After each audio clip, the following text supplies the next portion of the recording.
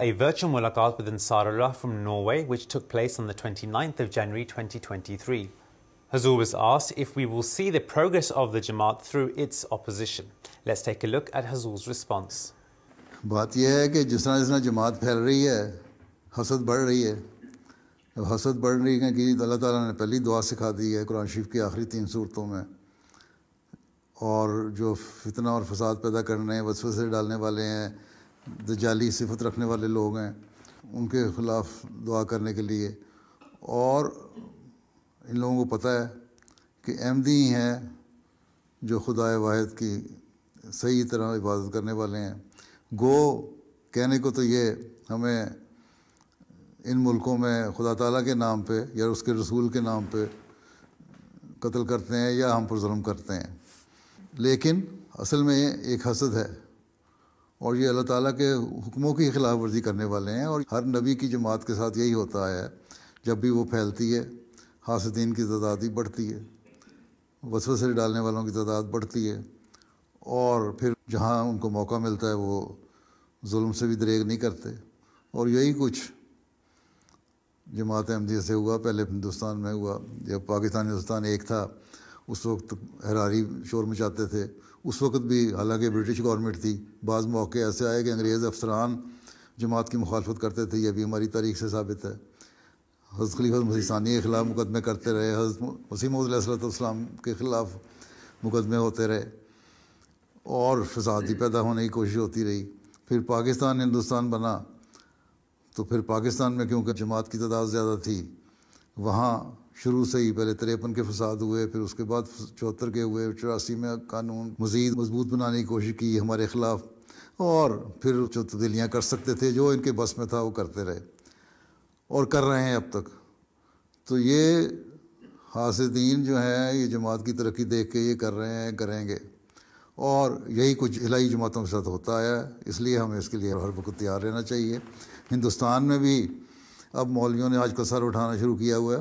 آج کل وہاں بھی نئے سرے سے مولویوں کا گروپ جو ہے ختم نبوت کے نام پہ احمدیوں کے خلاف مختلف چھوٹے قصبوں میں جہاں تھوڑی تعداد میں جماعت ہے وہاں فساد پیدا کرنے کی کوشش کرتے ہیں یا مار دھار کرنے کی کوشش کرتے ہیں. کچھ اکا دکا واقعات وہاں بھی ہو رہے ہیں.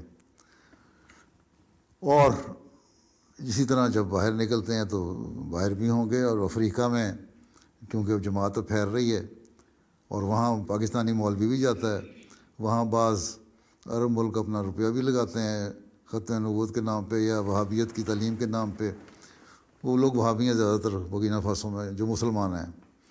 تو بہرحال وہ پیسہ لگا رہے ہیں اور یہ سارا فتنہ اور فساد کھڑا کرنے کی کوشش کر رہے ہیں. ان کا خیال ہے کہ اس طرح سختی سے ہم جماعت کو دبا لیں گے. لیکن جو شخص احمدی ہوتا ہے، خود اسلام قبول کرتا ہے اور اپنے ایمان میں پختہ ہے، وہ ان چیزوں کی پرواہ نہ کرتا. اور جب آپ نے نمونہ دیکھ لیا کس طرح انہوں نے اپنے جانوں کے نذرانے پیش کر دیے لیکن اپنے ایمان سے نہیں ہٹے.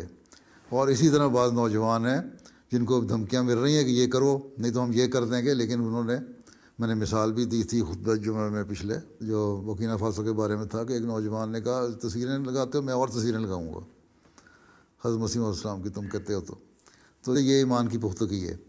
اور یورپ میں تو ویسی دہریت پھیل رہی ہے اور مذہب کے خلاف ایک باقاعدہ مہم ہے.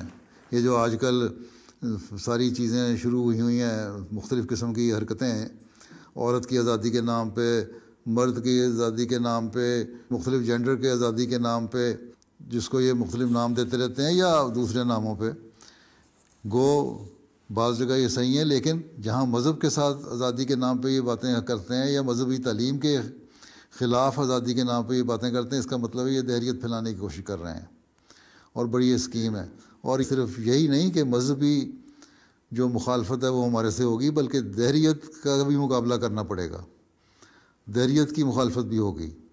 اور حضرت مسیح علیہ السلام نے صرف یہی نہیں لکھا کہ میں مسیح کے طور پہ آیا ہوں تو عیسائیت کے خلاف میرا جہاد ہے. مسلمانوں کو بھی ہدایت دینی تھی، ان کو بھی دینی تھی، بلکہ آپ نے کہا کہ یہ زمانہ آئے گا اور آ گیا ہے کہ جب خدا تعالیٰ کے لوگ بھول رہے ہیں، اس لیے دہریت کے خلاف بھی تمہیں جہاد کرنا پڑے گا.